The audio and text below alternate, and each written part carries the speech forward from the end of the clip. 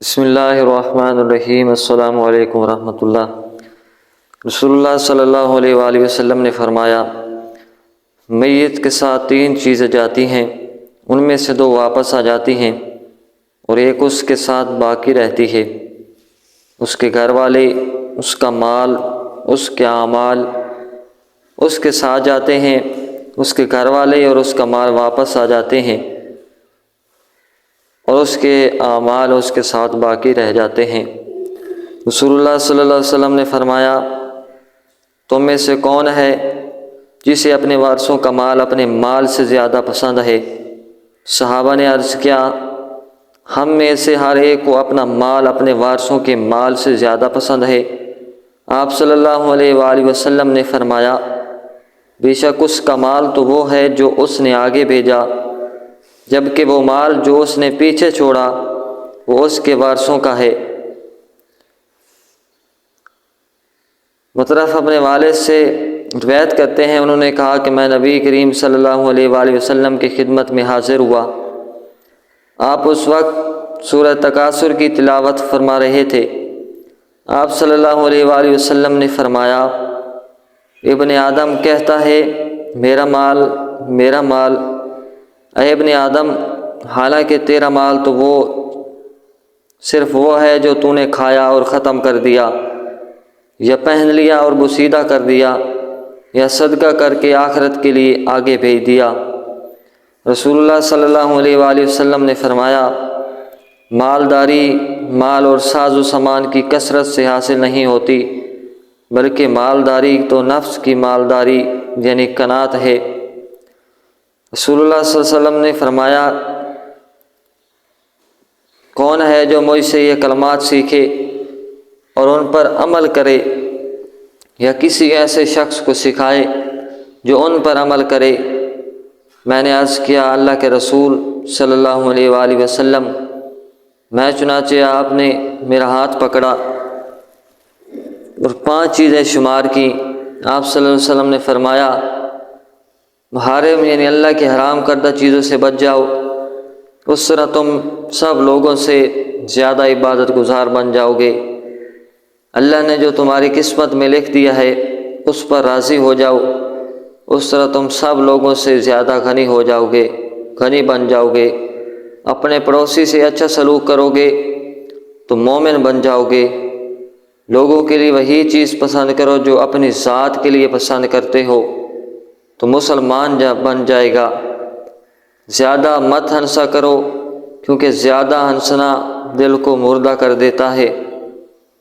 رسول اللہ صلی اللہ علیہ وسلم نے فرمایا کہ بے شک اللہ فرماتا ہے کہ انسان میری عبادت کے لیے فارغ ہو جا، میں تیرے دل کو مالداری قناعت سے بھر دوں گا، تیری محتاجی ختم کر دوں گا، اور اگر تم ایسے نہیں کرے گا تو میں تمہیں کاموں میں مصروف کر دوں گا اور تیری محتاجی ختم نہیں کروں گا۔ رسول اللہ صلی اللہ علیہ وآلہ وسلم کے پاس ایک آدمی کی عبادت اور اس میں بھرپور انہماک کا ذکر کیا گیا، اور دوسرے آدمی کا تقوی و احتیاط برتنے کا ذکر کیا گیا، تو نبی صلی اللہ علیہ وآلہ وسلم نے فرمایا، تقوی کے ساتھ اس عبادت و اتحاد کا موازنہ نہ کرو۔ رسول اللہ صلی اللہ علیہ وآلہ وسلم نے ایک آدمی کو نصیحت کرتے ہوئے فرمایا کہ 5 چیزوں کو 5 چیزوں سے پہلے غنیمت سمجھو۔ اپنی جوانی کو اپنے بڑھاپے سے پہلے، اپنی صحت کو اپنے مرض سے پہلے، اپنے مالدار ہونے کو اپنی محتاجی سے پہلے، اپنی فراغت کو اپنی مصروفیت سے پہلے، اور اپنی زندگی کو اپنی موت سے پہلے۔ رسول اللہ صلی اللہ علیہ وسلم نے فرمایا، تم میں سے کوئی حد سے تجاوز کر دینے والی تمنگری کا انتظار کرتا ہے، یا عبادت و اطاعت سے بھلا دینے والی محتاجی کا انتظار کرتا ہے، یا خراب کر دینے والے مرض کا، یا بیہودہ گوئی کرانے والے بڑھاپے کا، یا اچانک آ جانے والی موت کا، یا دجال کا۔ دجال تو پوشیدہ فتنہ ہے جس کا انتظار ہے، یا قیامت کا، اور قیامت بڑی آفت اور ناگوار چیز ہے۔ رسول اللہ صلی اللہ علیہ وآلہ وسلم نے فرمایا، سن لو دنیا اور جو کچھ اس میں ہے سب ملعون ہیں، ہاں البتہ اللہ کا ذکر، اللہ کے پسندیدہ اعمال اور عالم و متعلم اس سے مستثنیٰ ہیں۔ رسول اللہ صلی اللہ علیہ وآلہ وسلم نے فرمایا، اگر دنیا کی اہمیت اللہ کے نزدیک مچھر کے پر کے برابر بھی ہوتی تو وہ کسی کافر کو اس میں سے پانی کا گھونٹ بھی نہ پلاتا۔ رسول اللہ صلی اللہ علیہ وآلہ وسلم نے فرمایا، جاگیریں مت بناؤ ورنہ تم دنیا میں منہمک ہو جاؤ گے۔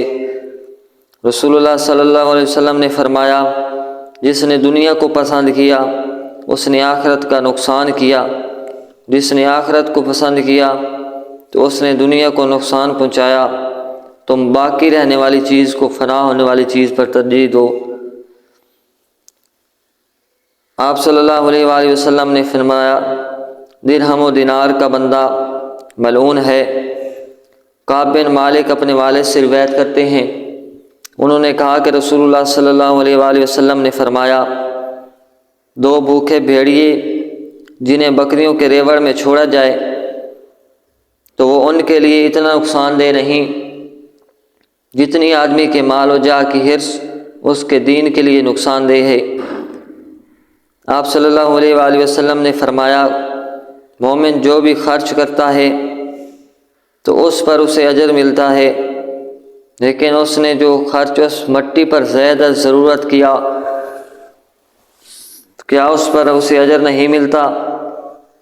رسول اللہ صلی اللہ علیہ وسلم نے فرمایا کہ سارا خرچہ اللہ کی راہ میں سوائے تعمیرات کے اس پر خرچ کرنے میں کوئی خیر نہیں۔